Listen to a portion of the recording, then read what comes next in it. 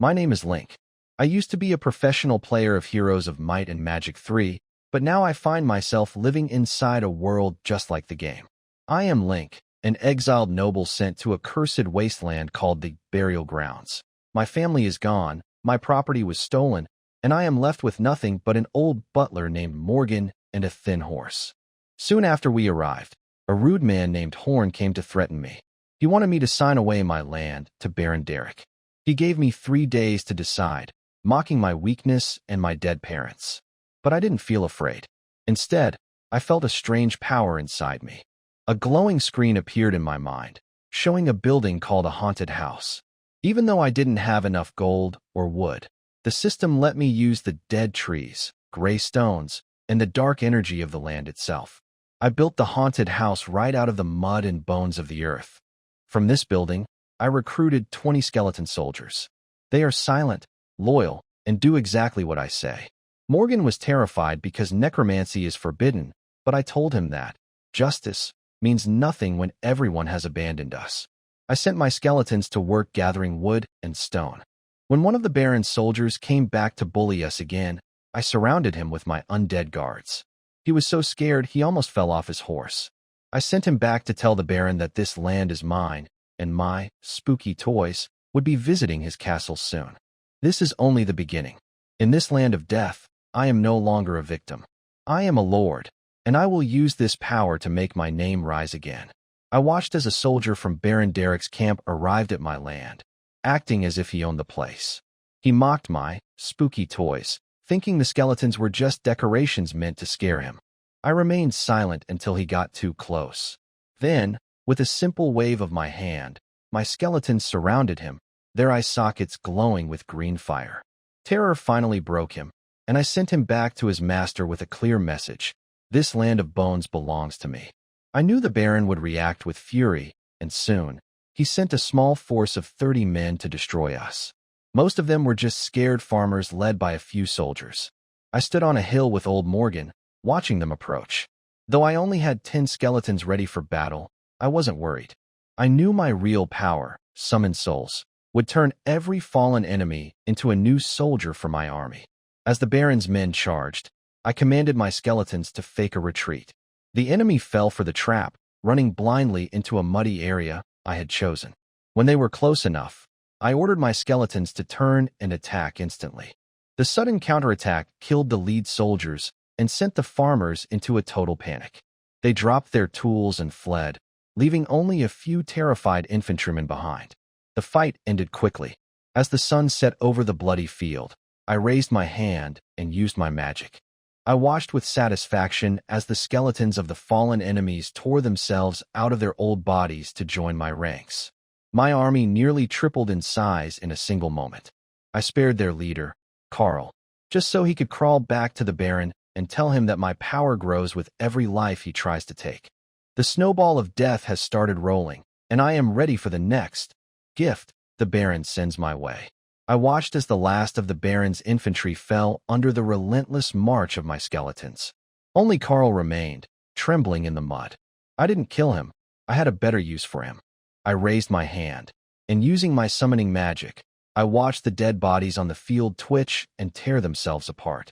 22 new skeletons rose from the corpses of my enemies, standing tall to join my ranks. I now commanded 29 loyal soldiers. I sent Carl back to the Baron with a chilling message. Every soldier he sends is just a gift that makes my army stronger. Victory brought a deeper connection to this cursed land. I could feel the deathly energy growing, and I knew I had to expand. While Morgan worried about the Baron's next move, I focused on building. I used our remaining gold and materials to construct a graveyard. The ground collapsed into a foul-smelling, muddy pit, and from that filth, I summoned my first zombie. The zombie was slow and smelled of decay, but it was incredibly strong. While it wouldn't be good for a chase, its endurance made it the perfect shield and a powerful worker for heavy lifting.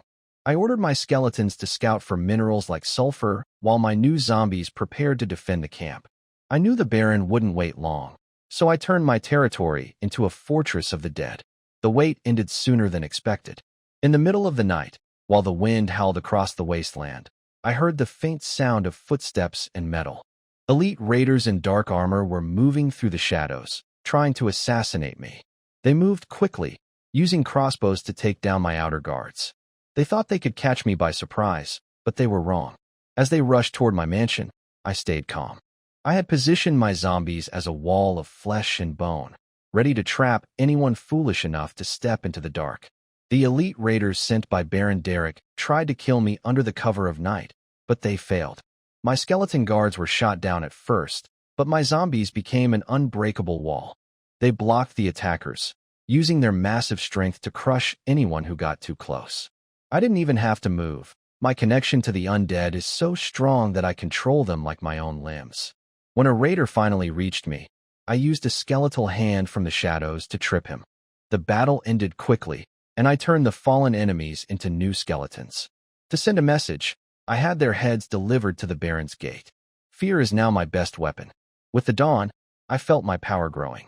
My soul summoning skill is becoming clearer, and I realized it can evolve. I explained to Morgan that we win because death is our fuel. Every soldier the Baron loses becomes a new soldier for me. I now command 35 skeletons and several zombies.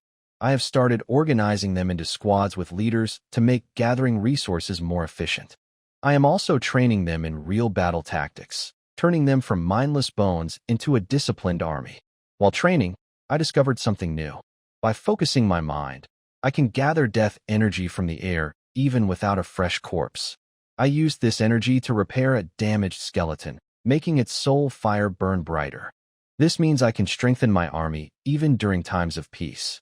I can feel the laws of death becoming a real part of me. This isn't just a game anymore. It is my reality. I am no longer just an exiled noble. I am the lord of the burial grounds. I am ready for whatever the Baron sends next, because his attacks only make me stronger. Time flowed strangely in the land of buried bones. While living creatures outside followed the rhythm of sunrise and sunset, this place, covered in death, never rested. Skeleton soldiers swung their bone blades, chopping down twisted dead trees with a steady, echoing clack-clack. Newly raised zombies used their swollen but strong arms to dig heavy stones from the ground and carry them to the piling site. Their heavy footsteps and low growls formed a strange rhythm of labor. The haunted house and the graveyard were like two beating hearts, giving new life to the undead army every week. Link stood on a newly cleared patch of land, the faint glow of the graveyard's construction interface shining in his mind. Resources were slowly but steadily increasing, but the next goal, the spirit tomb, required much more. Not only gold, wood, and stone, but also a new resource, mercury. Spirit tomb, level 2 graveyard building, allows the recruitment of ghosts. Construction cost, 2,000 gold, 20 wood, 20 stone, 5 mercury. Mercury, a flowing metal filled with magical energy, was almost impossible to find in this barren land. Link knew he had to look farther. Baron Derek's territory surely held what he needed, whether sulfur or mercury. I can't act blindly, Link murmured. He needed eyes that could see across distance, ignore terrain, and remain unseen. Skeletons moved stiffly, and zombies were even slower. They were unfit for scouting. As for the living, old Morgan was the only option, but sending him alone into the Baron's lands would be suicide. His gaze fell on the spirit tomb icon. Ghosts, the graveyard's second-tier unit, were known for passing through walls, flying, and draining enemy magic. In the game, they were excellent scouts and harassers. I must build the spirit tomb as soon as possible, Link decided. Mercury had become the key obstacle. As he focused, a faint, almost inaudible sound reached him, a soft sobbing, drifting directly into his mind rather than his ears. It felt like a ripple touching his soul. Link's heart stirred. He turned toward the source of the feeling, an even darker hollow not far from the graveyard. He hadn't paid much attention before, but now he could feel that this place held a stronger concentration of negative energy than its surroundings. He stepped forward, with old Morgan following close behind, a puzzled look on his face. As they approached, the air seemed to grow colder, a damp chill wrapping around them. In the hollow ahead lay broken tombstones half buried in the soil, along with the decayed remains of coffins tangled in vines. Unlike the foul stench of an ordinary graveyard, The air here carried a deep sense of sorrow, resentment, and unwillingness. Is this an ancient burial ground? Morgan's voice trembled slightly. They say this place was once a battlefield long ago. It seems the stories were true. Link didn't answer. He closed his eyes and focused. The faint sound of weeping became clearer, as if unseen voices were sharing centuries of loneliness and pain. He could sense that the history of death buried in this land was resonating with the power of the cemetery. Suddenly, the cemetery interface in his mind trembled slightly, and a new message appeared. High concentration of spiritual energy detected. Conditions met for constructing a spirit tomb. Consume a portion of mental energy to guide the power and create a low-level spirit unit. Incomplete. Yes/no. A flicker of surprise crossed Link's eyes. So it was possible? This seemed to go beyond normal game mechanics. More like the world itself was responding to the power of the cemetery. Without hesitation, he chose yes. Instantly, he felt a small portion of his mental strength drain away, leaving him slightly dizzy. At the same time, the sorrowful and resentful energy in the hollow began to gather and twist. Pale, misty shapes seeped from the broken tombstones and coffins, swirling and merging in the air. A few minutes later, a faint, shapeless spirit appeared before Link. It had no clear form, just a shifting mass of pale mist with two hollow spots that glowed faintly like eyes. Floating half a meter above the ground, it radiated a cold, uneasy presence. It was weak, far less powerful than the spirit summoned from a proper spirit tomb, and could barely attack. Yet it was real, and it shared with Link a subtle mental connection, deeper and more delicate than that of skeletons or zombies. Go, Link commanded the newly formed, incomplete spirit with his mind. Head west, into Baron Derek's territory. Look for mineral veins, especially sulfur mines that smell sharp and appear yellow, or any place that might contain mercury. Avoid all living beings, and send everything you see back to me. The pale mist trembled slightly, letting out a faint sigh-like sound. Then, it rose quietly, moving slowly but passing straight through a dead tree. It drifted west toward the Baron's lands and soon vanished into the dim sky, leaving no trace behind. Old Morgan had grown numb after witnessing so many supernatural events. He simply watched in silence, forcing down his shock and unease. Why, young master, what was that? A temporary eye, Link explained simply. It will do until we have a real ghost.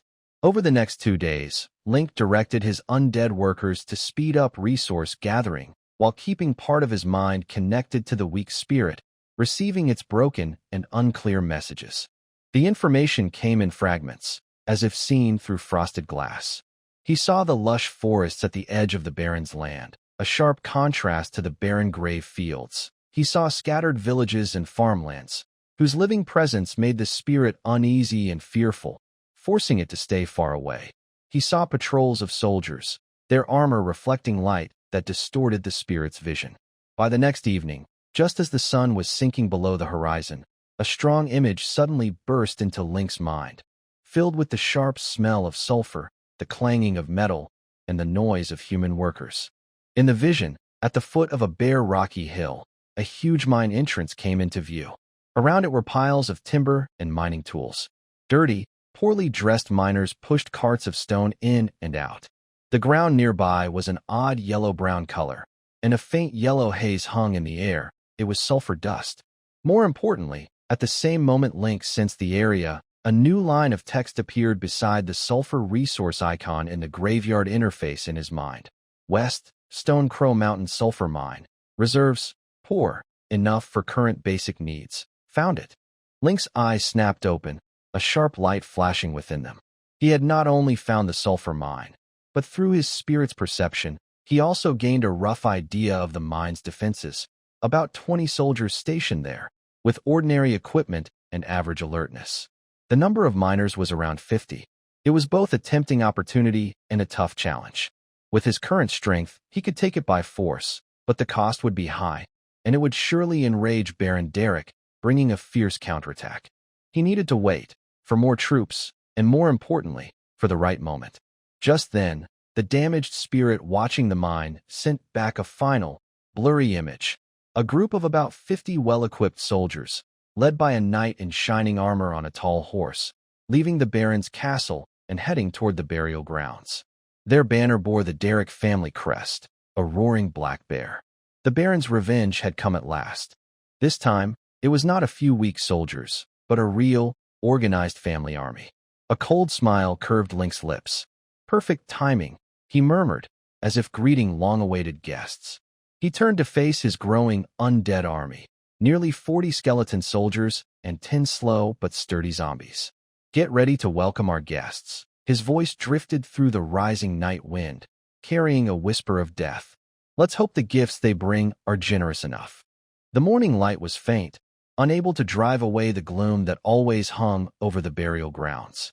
The brief excitement from yesterday's victory quickly faded, replaced by a pressing problem: resources, especially the shortage of sulfur, which now hung over Link like a sword ready to fall. Standing before the dark mansion, Link looked over his undead army at work. The number of skeleton soldiers remained around 50, and the zombies had increased to 12. On the surface, his army was beginning to take shape. But in his mind, the graveyard interface clearly showed how poor their resources were. Gold, 327 wood, 85 units, stone, 78 units, sulfur, 0 mercury. 0 The collection of wood and stone barely kept up with basic needs, thanks to the tireless work of skeletons and zombies. But sulfur, the key magical resource for the graveyard's future growth, was a glaring 0. He opened the building tree interface, his eyes stopping on several dim icons. Necromancer Tower, requires 10 sulfur. Crypt, a prerequisite for unlocking the Dread Knight, requires 5 sulfur. Cursed Armor and Cloak of the Ghost King components also needed sulfur. Without sulfur, his undead technology would be completely stuck, forever limited to skeletons and zombies. Once Baron Derrick recovered and gathered a stronger army, or even called in the royal troops, their current forces would hardly stand a chance. Master, old Morgan said worriedly, noticing Link's serious expression, are our resources running out? Link nodded, not hiding the truth. Wood and stone can last for a while, but sulfur, we have none. Without it, we can't build stronger structures or recruit advanced units. He pointed west, toward Stone Crow Mountain. We must take that sulfur mine. Morgan's face turned pale. Master, you mean to attack the mine? There are 20 guards and more than 50 miners.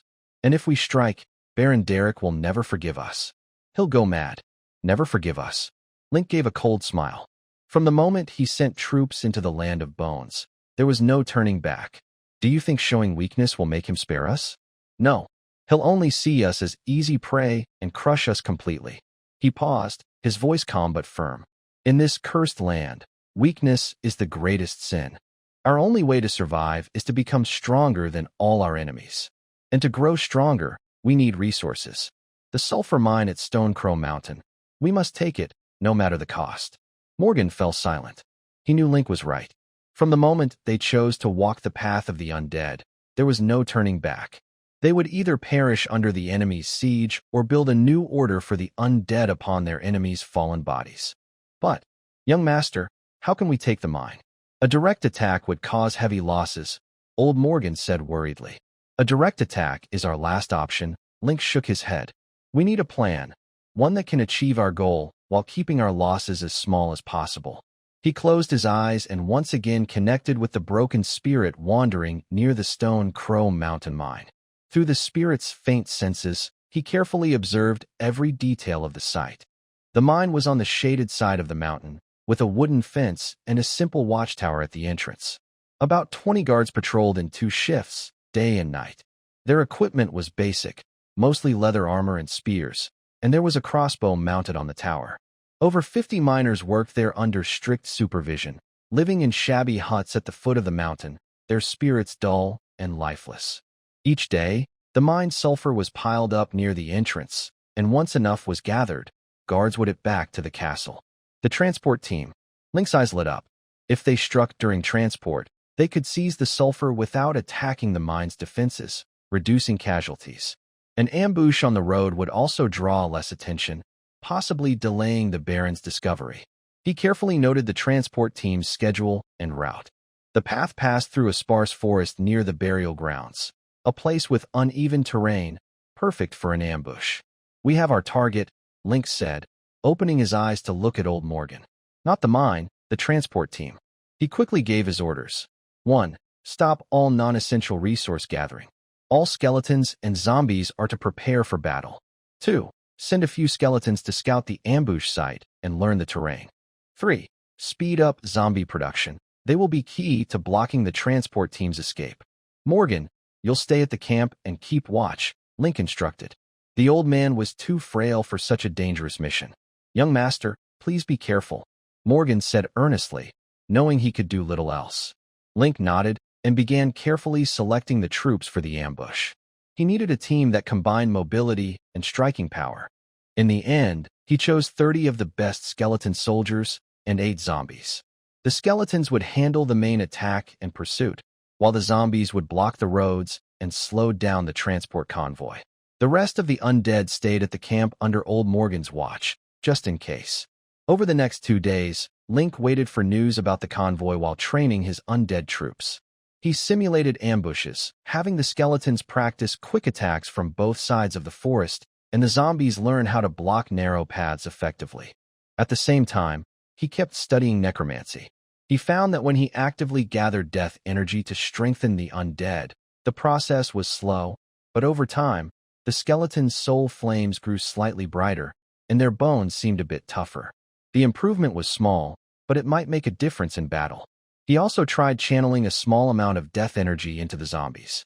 Their reaction was less obvious, but some of their decayed wounds seemed to heal faster, and their movements became just a little quicker. It seems death energy strengthens all undead units, though each type benefits in different ways, Link thought.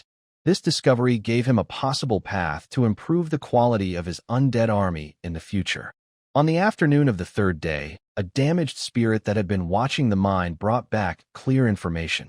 A convoy of 5 wagons, guarded by 10 soldiers, had left the Stone Crow mine and was heading toward the castle along the planned route. At their current speed, they would pass through the sparse forest the next morning. The time had come. A cold light flashed in Link's eyes. He immediately gathered the 30 skeletons and 8 zombies. Move out. The undead army advanced in silence, like a gray tide blending into the desolate land of bones, marching toward the ambush site. The setting sun stretched their shadows long, like blades pointing at the enemy's throat. The resource crisis could only be solved with the enemy's supplies. This ambush would decide whether Link could break through his current limits and would further deepen his conflict with Baron Derek.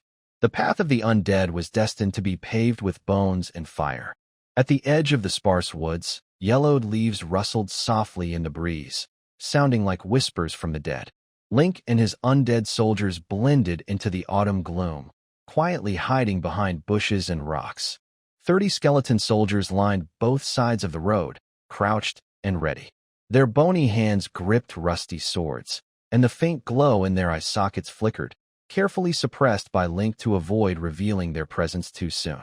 8 zombies were positioned in narrower parts of the road ahead and behind, motionless like gray rocks, occasionally making deep, guttural sounds from their throats, showing they were not truly dead. Link hid behind a dense, thorny, withered bush, his sharp eyes peering through a gap, watching the path ahead. Part of his mind stayed connected to a broken spirit wandering near the Stone Raven Mountain mine, observing through its blurry, intermittent view as if he were a ghost outside the scene. He saw the miners at dawn being shouted at by guards and driven into the deep mine shafts.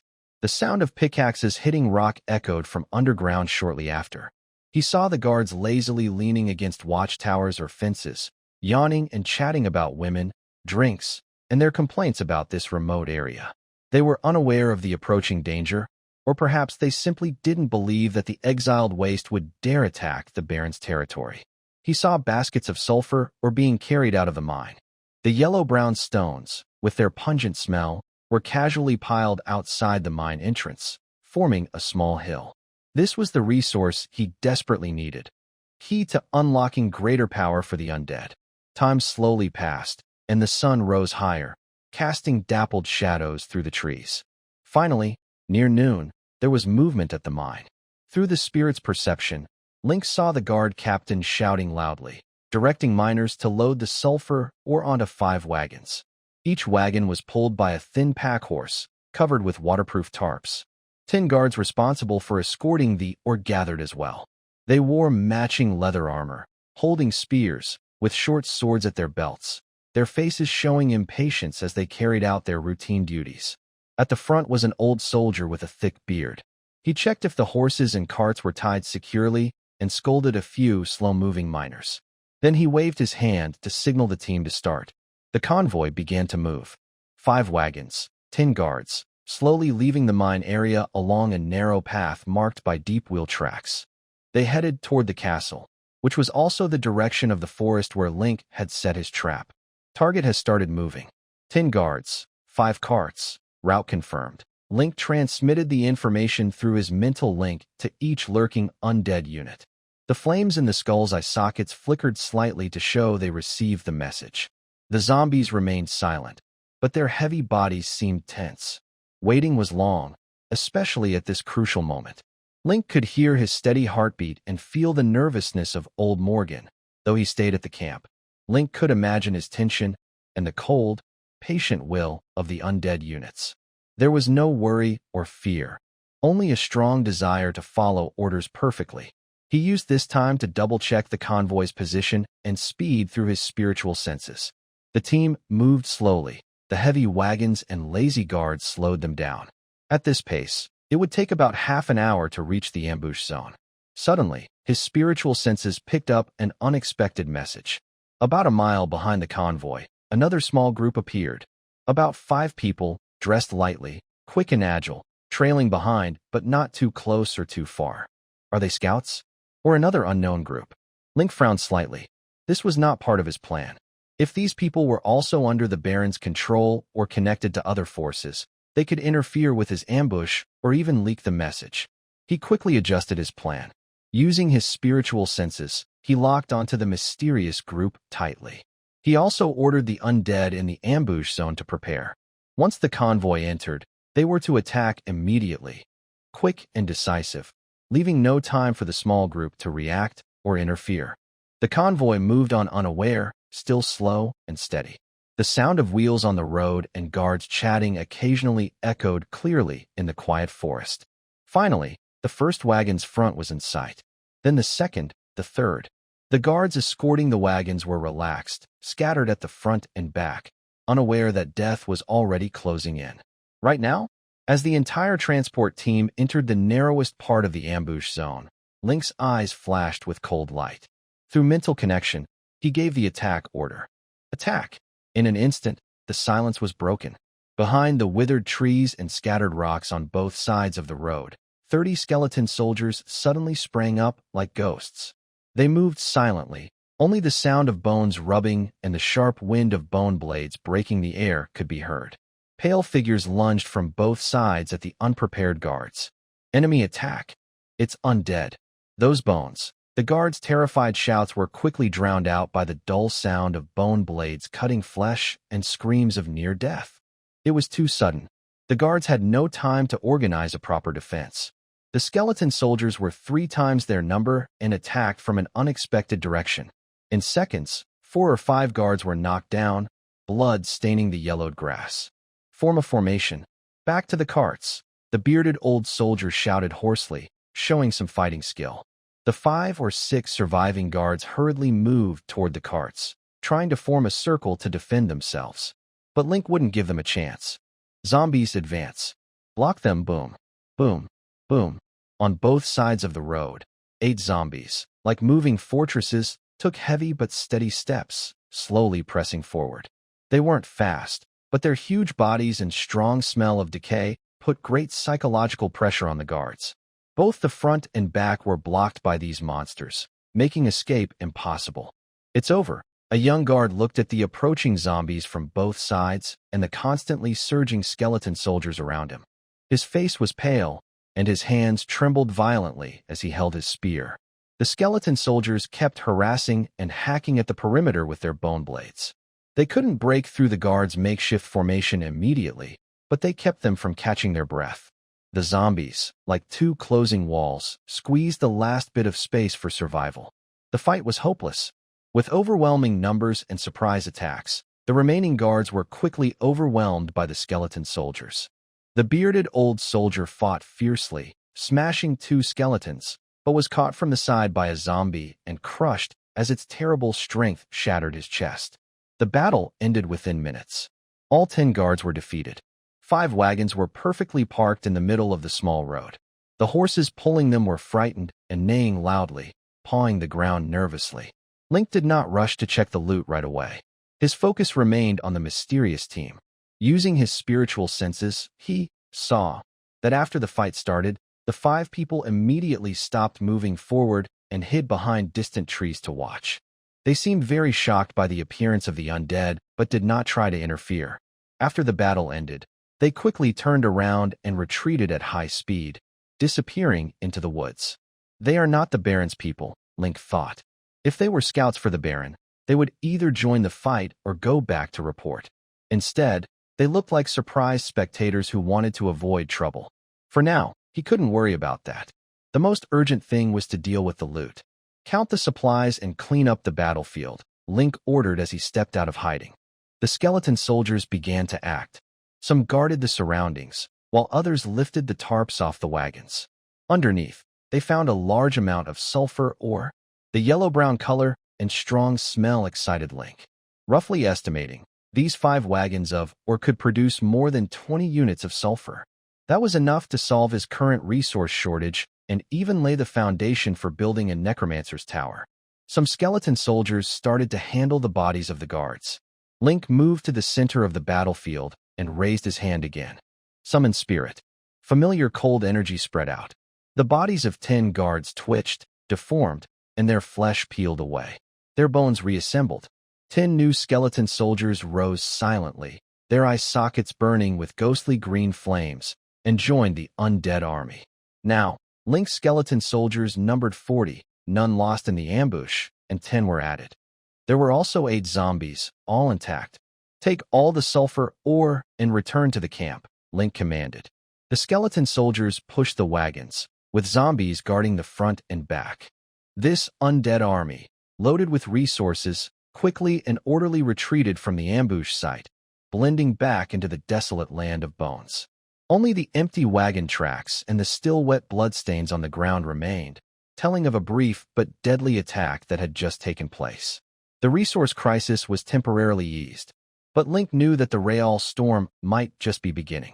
Baron Derek would never give up easily, and the existence of that mysterious team added an uncertain element to his future plans. The shadow of the undead was no longer limited to the burial ground.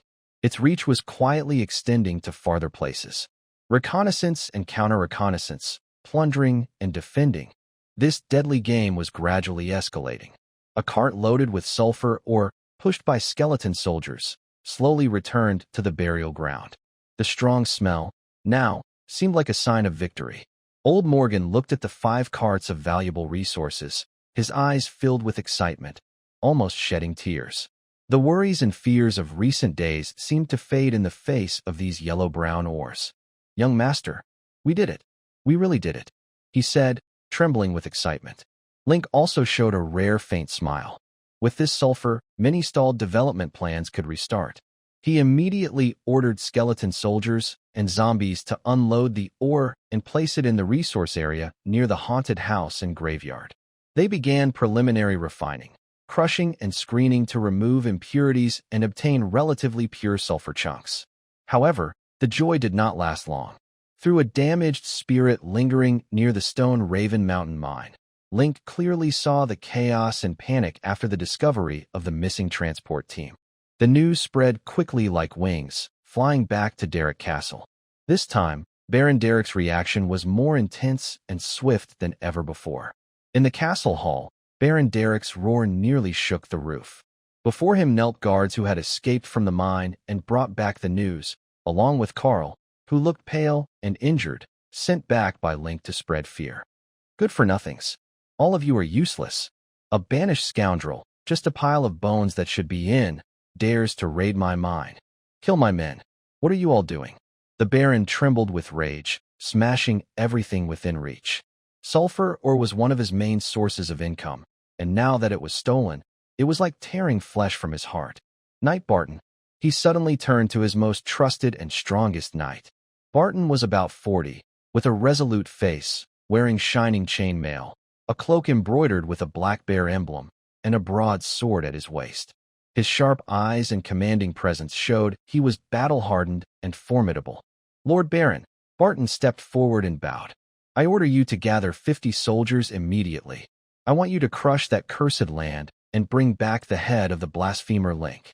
I will have his skull decorated with gold and silver to make a cup." The Baron's voice twisted with intense anger.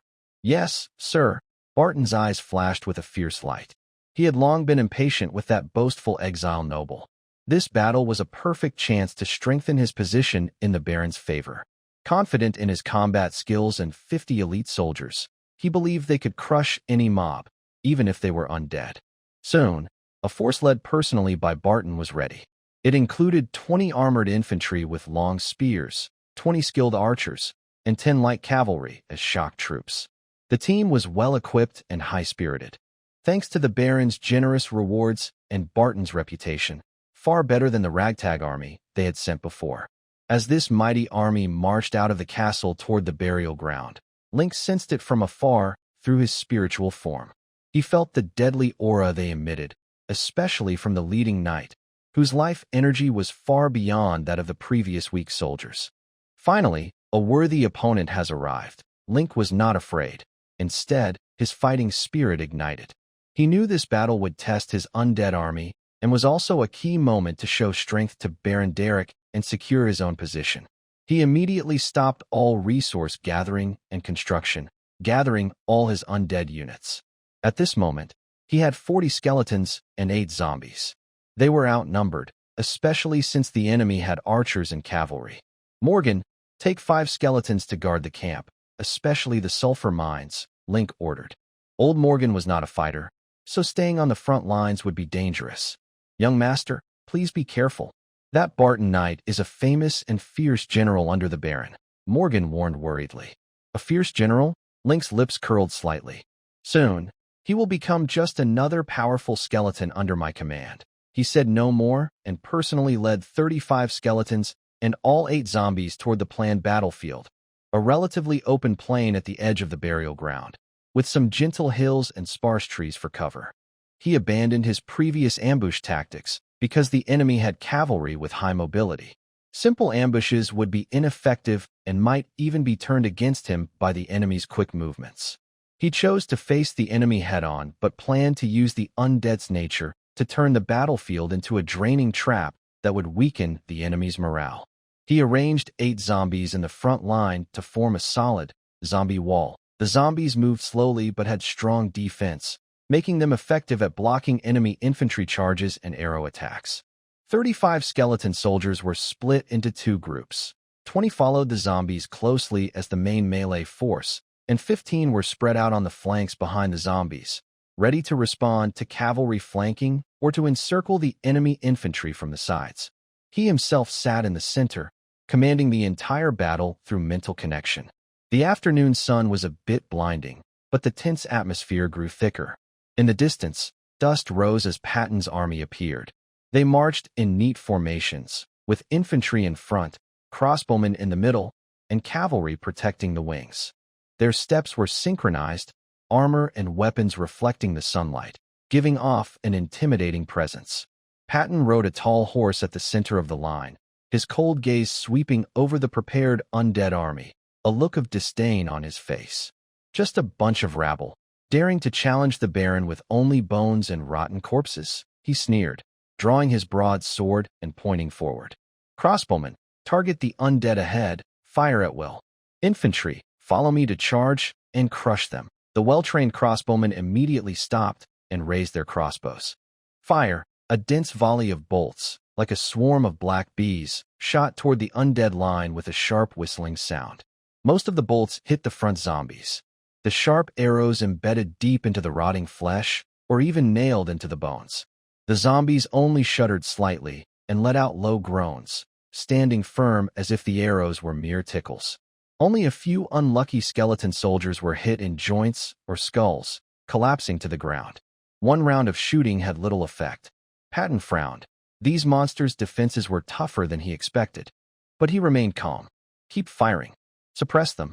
Infantry, charge. For the honor of the Baron, the infantry shouted angrily, charging forward on horseback behind Barton, like a wave of steel, launching a fierce attack against the zombie line. However, just as they were about to collide with the wall of corpses, Link gave the order. The zombies at the front did not retreat. Instead, they stepped forward, using their large, tough bodies to withstand the human soldiers' charge. Bang, bang, bang. The dull sound of impacts kept ringing out. The human soldiers felt as if they had hit a wet, elastic wall, causing their charge to slow down. The zombie strength was greater than they had expected. At the same time, 20 skeleton soldiers emerged from the gaps between the zombies like ghosts, wielding bone swords and attacking the disorganized human soldiers caught in the chaos of the charge. The battle at the front line quickly became intense. Skeleton soldiers were fragile individually, but numerous and fearless. They often shattered when struck by humans, but they could also leave wounds on their enemies. Zombies, however, were the most troublesome. They endured most of the attacks but were hard to kill quickly. Instead, they used their strength and toxic decay to cause continuous damage. Knight Barton was skilled in combat, swinging his broadsword easily to cut down 2 or 3 skeletons at a time. But he soon realized that these skeletons were endless. As some fell, others silently took their place. His horse was also repeatedly attacked by skeletons, causing it to neigh in fear. Cavalry, flank around. Attack their rear, Barton shouted loudly, trying to break the deadlock. But Link had already anticipated this. 15 skeletons on the flanks immediately moved to meet the attack. Although they couldn't directly block the cavalry's charge, they bravely tried to block the horse's legs with their bodies or attack from the sides. The impact of the cavalry was offset by these cheap skeletons who sacrificed themselves in the process, leading to a tangled fight. The archers tried to continue shooting, but the front lines were mixed together, making it easy for arrows to accidentally hit their own troops, greatly reducing their effectiveness. The battlefield fell into a brutal war of attrition. Human soldiers were stronger individually, but the undead relied on their immortality, numbers, and the zombies' nearly impenetrable defenses, dragging the fight on. Knight Barton grew more anxious as the battle went on. The soldiers he brought are constantly losing members, but the number of the enemy's undead doesn't seem to decrease much. No, it even seems to be increasing. He was terrified to see a soldier he had just knocked down suddenly twitch. Then, amid a harsh grinding sound of bones, a new skeleton soldier struggled to stand up, picked up a weapon, and joined the enemy ranks. Summoning magic. This is the legendary dark magic that brings despair. Retreat. All troops retreat, Barton shouted in frustration. He realized that if they kept fighting, everyone would become part of this cursed land. But it was already too late to retreat. The undead tightly surrounded them. The skeleton soldiers relentlessly chased, while the zombies, slow but determined, kept moving forward, squeezing their space. They were defeated like a collapsing mountain. Under the desperate protection of his guards, Barton fought his way out, covered in wounds, his armor stained with rotten flesh and bone fragments. His once strong horse limped along. He looked back and saw that most of the 50 soldiers who had followed him were already fallen on the battlefield, and some had even risen again, their eye sockets burning with green ghost fire, silently turning toward their former comrades. Fewer than 15 managed to escape with him, all wounded and terrified. Link did not order a pursuit. He just quietly watched Barton and the others flee in disarray. The battlefield was a mess. Human soldiers' bodies lay scattered everywhere. He raised his hand, and the summoning magic was cast again. New skeleton soldiers struggled to stand in the sunset glow. In the end, the number of skeletons under Link's command surged to 55. The zombies lost 2 during the fight, but their value had been fully demonstrated in the recent defensive battle. The first victory, and on the front lines, they defeated one of the Baron's most elite forces. Link felt the nearly doubled army of skeletons in his mind, along with the richer insights from the summoning magic. He looked toward Drek Castle with a cold gaze. This victory not only meant he gained more troops, but also that he now had the strength to face the Baron's military power directly. The undead snowball grew bigger after crushing another wave of enemies, rolling faster and faster. Baron Derek's nightmare is slowly becoming real. The night was as dark as ink, thick and unbreakable. Only a few flickering torches at the entrance of the Stone Raven Mountain mine cut through the darkness, casting faint light. The shadows of the surrounding mountains looked like giant beasts crawling in the dark, giving off a sinister feeling. The guards at the mine were more relaxed than during the day. After hearing about the transport convoy being attacked and Sir Barton's defeat, the remaining guards felt low and scared. They gathered under the watchtower and around the campfire, whispering about the undead that seemed impossible to kill and kept multiplying, and about Lord Link, the exile noble who looked like death itself. No one believed Sir Barton would fail, but the harsh reality was right in front of them. Fear spread like an invisible plague among the guards. The guards on the watchtower held their spears, nodding off little by little, unaware that death's shadow was already near. In this tense silence, a silent army made entirely of undead was quietly approaching from the direction of the bone burial ground. No horse hooves, no clanking armor, only the faint click of bones rubbing and the heavy, slow steps of zombies, blending perfectly with the whimpering wind. Link led the team himself. After the fierce battle during the day and the summoning magic, he now had 55 skeleton soldiers and 6 zombies, 2 more than before. He brought all of them out, leaving old Morgan and a few skeletons to guard the camp and the valuable sulfur resources. Their target, Stone Raven Mountain Sulfur Mine. This was not just a raid. He wanted to take full control.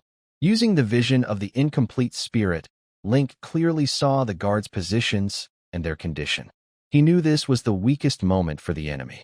Zombies in front, skeleton soldiers split into 2 wings, stay silent, and approach the target, Link ordered through mental connection.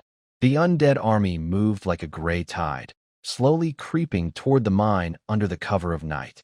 The zombies' large bodies and slow steps made them perfect camouflage. They looked like moving mounds of earth. Until they were within a few dozen meters of the fence, the sleepy guard in the watchtower suddenly felt something was wrong. He rubbed his eyes and looked out. Then, in the next moment, his pupils shrank sharply, and extreme fear instantly drove away his sleep. What did he see? In the darkness, countless pale bones and moving decayed bodies silently surged toward the mine. The continuous green soul flames looked like watchful eyes from the underworld. Enemy. Enemy attack. The undead are coming, he screamed sharply, his voice echoing far across the silent night sky. But it was too late. As he shouted, Link gave the order for a full attack. Charge. Destroy all resistance. Boom. The 6 zombies at the front, like awakened war beasts, suddenly sped up, relative to their usual pace, and forcefully rammed into the wooden fence of the mine. Boom.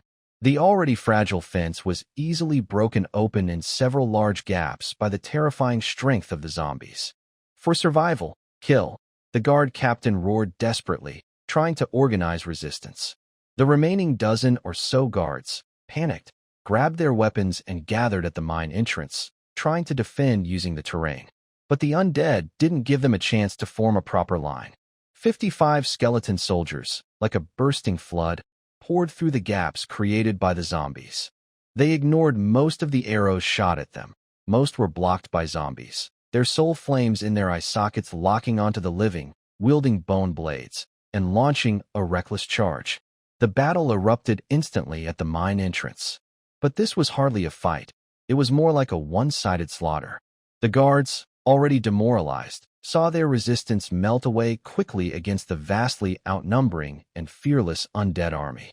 The skeleton soldiers kept coming, overwhelming the guards with their numbers, even if some of the guards were stronger individually. The zombies acted like moving fortresses, standing at the front and taking most of the attacks, creating a perfect environment for the skeletons to attack. The guard captain fought fiercely, cutting down 2 skeletons, but was caught from the side by a zombie. With a sickening cracking sound, his chest caved in instantly. Monsters. These are monsters. Run. Run away. The last stand collapsed in an instant. The few surviving guards dropped their weapons and fled into the darkness outside the mine, like headless flies. But the skeleton soldiers were much faster and quickly caught up, stabbing their bone blades into their backs. The cries of fear and commotion came from the workers' shed, but the spirits did not attack there. Link's goal was clear: eliminate all armed resistance and take control of the mine. The battle lasted only about 10 minutes. All 20 guards at the mine were defeated, with no one left alive. Link stepped over the mess on the ground and reached the entrance of the mine. The strong, sharp smell of sulfur was especially clear now. He entered the mine, where many sulfur ores, already mined but not yet transported, were piled up. "Count the loot and gather all the sulfur ores," Link ordered. At the same time, he raised his hand again. "Summon spirit." The bodies of fallen guards twisted and changed shape in the darkness. 20 new skeleton soldiers struggled to stand up and silently join the army of the undead. The total number of skeleton soldiers under Link's command reached 75. There were also 6 zombies, all intact. The transfer of resources was completed before dawn. All the ready sulfur ores, mining tools, and even some food and a small amount of gold stored in the mine warehouse were moved away. The entire Stone Raven Mountain mine was left with only the bodies of the guards turned into undead, a group of terrified miners, and complete silence. Nothing else remained. Link looked at the miners, who were curled up in the shed, trembling. He paused to think. Killing them and turning them into skeletons? Too inefficient. And these miners were skilled workers. Killing them would be a waste. Releasing them? That would be like informing Baron Derek, and those workers would be wasted. A thought formed in his mind. He walked to the shed, his cold gaze sweeping over the pale, thin miners with eyes full of fear. "Listen," his voice was quiet but clear, carrying an undeniable authority. "From today on, the Stone Raven Mountain mine belongs to me, Lord Link." The miners looked at him and the silent, terrifying undead army behind him with fear. "I won't kill you," Link continued, "but you cannot leave. Keep working and mine sulfur for me. As a reward, you will get food and your lives." He paused, his tone turning colder. "If anyone tries to escape or slacks off, then your fate will be the same as those guards, becoming part of my army." The miners looked at the skeleton soldiers with green flames burning in their eye sockets, all trembling with fear and nodding repeatedly. For these low-level workers, it didn't matter who they worked for. What mattered was staying alive. Working for the undead was terrifying, but at least it kept them alive for now and provided food. Link left 10 skeleton soldiers and 2 zombies to watch over the miners and keep the mine running. Although this would reduce efficiency, it ensured the continued production of sulfur. By the time the first light of dawn illuminated Stone Raven Mountain, Link had already returned to the resting place of the dead with his large undead army and most of his loot. The number of undead had grown even larger, and more importantly, he had secured a steady source of sulfur. This time, it was no longer about plundering but about taking control. The foundation of the undead had expanded beyond that cursed land. Its reach now extended into Baron Derek's territory, firmly controlling his resource flow. The attack on the mine was a complete success. Link's power grew rapidly, like a snowball rolling downhill, fed by blood and death. Baron Derek's downfall seemed to be just a matter of time. Night fell like ink. On the 3rd night after the mine at Stone Raven Mountain was taken, an ancient mass grave deep within the resting place of the dead was undergoing strange, unseen changes. Link stood alone on this land filled with sorrow and resentment energy, closing his eyes to focus. Continuous war and death had become the richest nutrients, making the negative energy in this land more active than ever. He could clearly hear the sobs of broken souls, their unwilling screams, and the cold despair accumulated over thousands of years. "It's time." Link opened his eyes, a faint glow shining in them. With a steady sulfur supply secured, he was finally able to try building a crucial structure, the Spirit Tomb. Although the lack of mercury still made full construction impossible, he decided to take a different approach. He used his mental power like a precise probe, delving into the energy vortex. Unlike before, when he simply gathered a broken spirit, his goal this time was grander. He aimed to forcibly build an unstable but fully functional prototype of a spirit tomb on this natural spiritual field. The process was extremely dangerous. Countless fragments of chaotic memories and negative emotions cut into his consciousness like blades. There are screams of soldiers dying, desperate cries of civilians, sneers of traitors, and sighs of losers. These death marks accumulated over thousands of years can drive ordinary people to madness in an instant. But Link's will has long been tempered by repeated battles, making it as solid as a rock. He keeps his mind calm, like a lighthouse in a storm, guiding the chaotic energy around him. At the same time, he takes out a small amount of recently refined sulfur powder. Sulfur, a yellow crystal containing magical energy, has a strange ability to shape and catalyze negative energy. He sprinkles the sulfur powder into the air, and his mental strength flows out, guiding the sulfur's energy to intertwine and merge with the spirits in the mass grave. The foul smell and cold spiritual energy coexist strangely, and visible ripples of energy begin to appear in the air. In the name of death, gather spirits into a tomb, Link whispers, pouring all his mental power into the spell. Boom. The ground at the center of the mass grave trembles slightly. The broken tombstones seem to be controlled by an invisible hand, slowly moving and connecting. A twisted, unstable archway made of tombstone debris and dense negative energy begins to take shape. Inside the archway, it is no longer dirt but a swirling, bottomless darkness, where countless transparent faces struggle and wail faintly. Guide successful. Using available resources and environment, construct an unstable spirit tomb, basic. Unstable spirit tomb, basic can recruit ghosts, halved weekly, with a risk of recruitment failure. Currently recruitable, ghosts, 0/5, it worked. Although the structure is shaky and gives off a dangerous feeling that it could collapse at any moment, a functional spirit tomb has indeed been built using this clever method. Link's face turns slightly pale, and his mental energy is heavily drained, but his eyes shine with excitement. Without hesitation, he immediately chooses to recruit. Inside the twisted arch of the spirit tomb, darkness churns violently. 5 clusters of relatively dense negative energy are separated out and, with the help of sulfur energy, quickly condense and take shape. After a few minutes, 5 semi-transparent figures, dressed in tattered shrouds, slowly drift out of the darkness. Their forms are much clearer than the previous incomplete spirits. The lower half is misty and floating, while their hands are sharp energy claws. Their faces are still blurry, but burning in their eye sockets is a steady, icy green soul fire. They silently hover in front of Link, slightly bowing, emanating a chilling cold that stirs the soul. True ghosts, the second-tier soldiers of the cemetery, invisible killers and spies. Unlike the physical connection with skeletons and zombies, Link establishes a more subtle, cold mental link with these ghosts. He can feel their simple waves of consciousness, hatred for the living, affinity for death, and complete obedience. Go. Link sends his first command through the mental link, aiming at Derek Castle in the distance. Infiltrate there, observe everything. The morale of the guards, supplies, defenses, and the Baron's condition. I want to know everything. The 5 ghosts respond with silent shrieks. Their semi-transparent bodies quickly fade into the night, disappearing completely without a trace, as if they had never appeared. With the true ghost's eye, Link's vision instantly breaks through space limitations.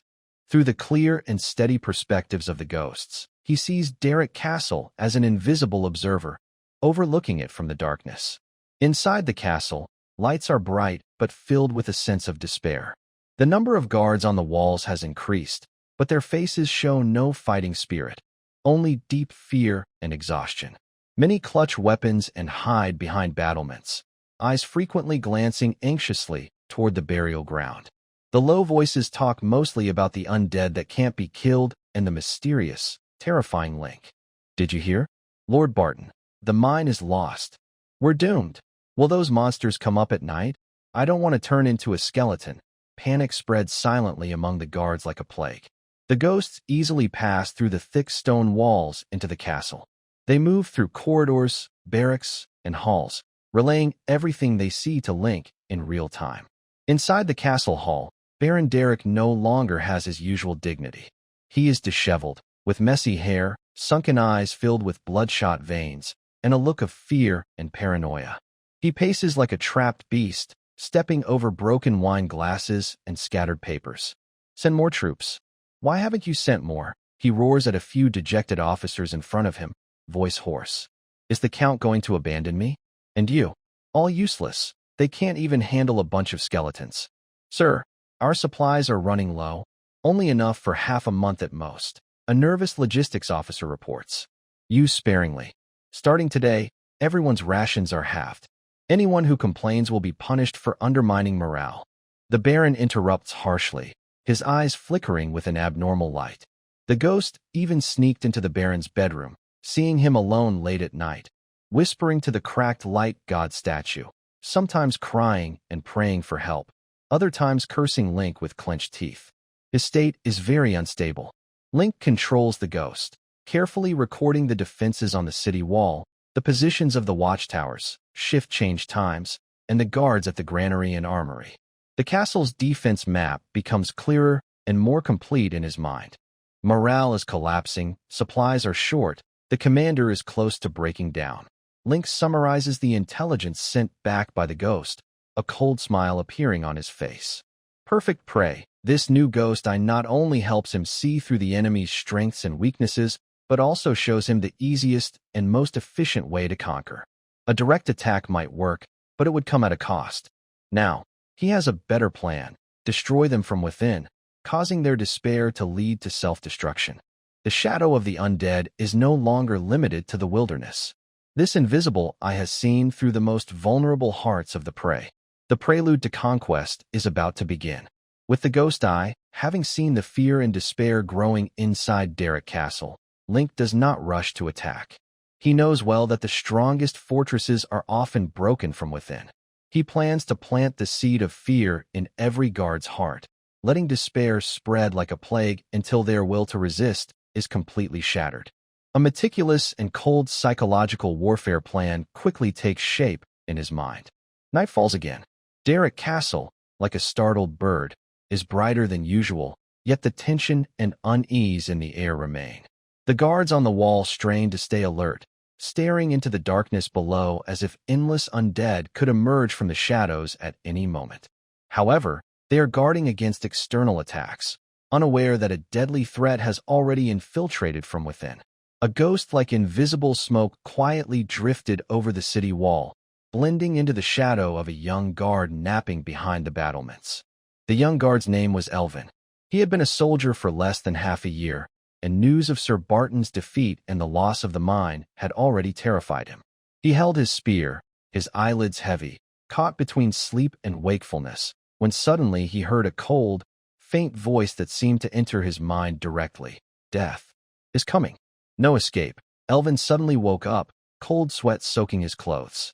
He looked around in fear. Besides his fellow guard, who was also dozing nearby, there was no one else. Who's talking? He asked, trembling. His sleeping companion groaned impatiently. Shut up, Elvin. You're dreaming. No. I heard it. There was a voice. Elvin's face was pale. He clutched his spear tightly and dared not close his eyes again. The cold whisper echoed in his mind like a persistent itch, never stopping. The same scene played out quietly in different parts of the castle. In the barracks, a few soldiers preparing for bed suddenly saw a flickering, pale shadow pass across the wall, accompanied by faint crying sounds. The soldiers jumped in fright, drew their weapons, but found nothing. Only their own distorted shadows cast by the torchlight remained. In the corridor leading to the granary, two guards on patrol felt a bone-chilling cold brush past their necks, as if someone had blown icy air at them. They spun around quickly, but there was nothing there. Only the shadows of their bodies stretched and twisted on the wall. These were not direct attacks, but subtle, ongoing mental torment created by the ghost's invisible and mind-manipulating powers. It whispered words like death, end, and turn to dust, causing hallucinations and amplifying the fears already in the soldiers' hearts. No one saw a clear enemy, but everyone felt the constant, lurking presence of death watching them. Panic spread quickly, like ink dropped into clear water. Did you hear that too? That voice. It said we will all die. It's the undead. They've already come in.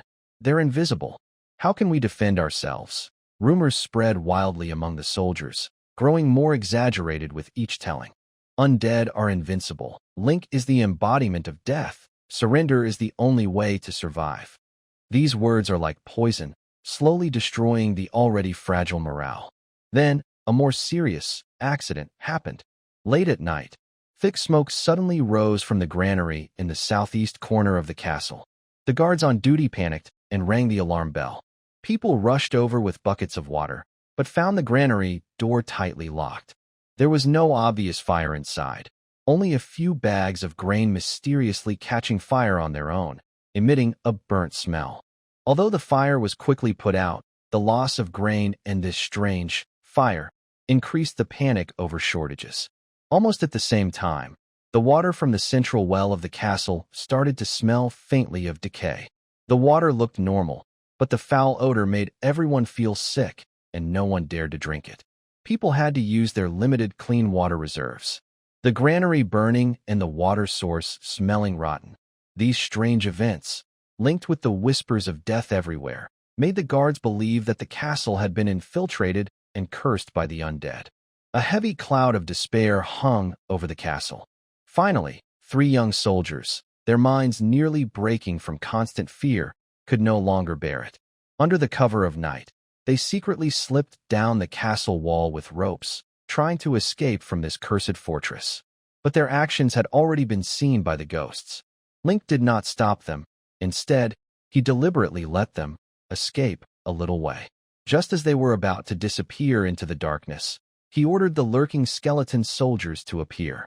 A piercing scream cut through the night sky, heard from afar, then suddenly stopped.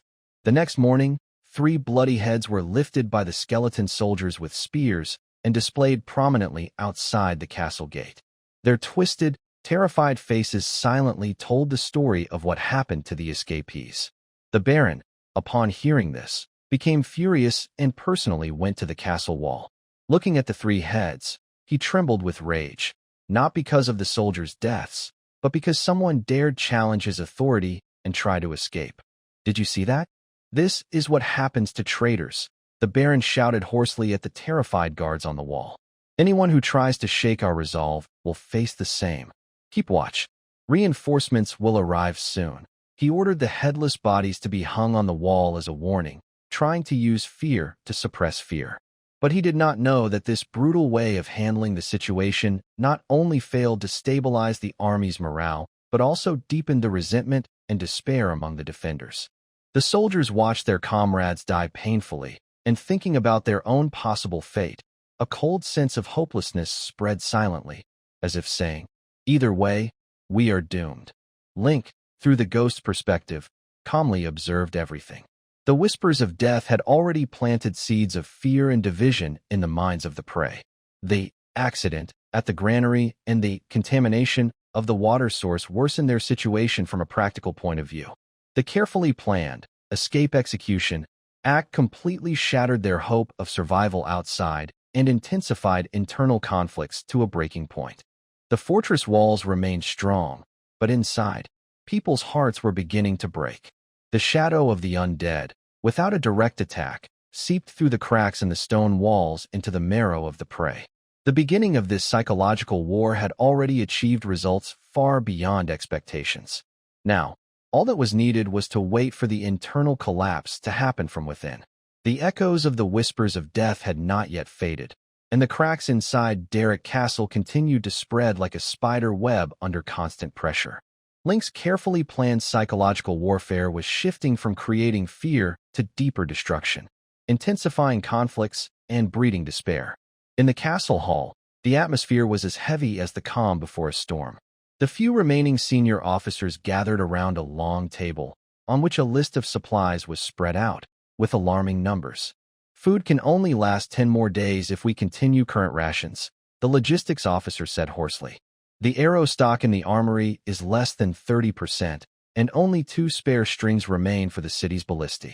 10 days? Haas, the infantry captain, a burly man with a scarred face, suddenly slammed his hand on the table.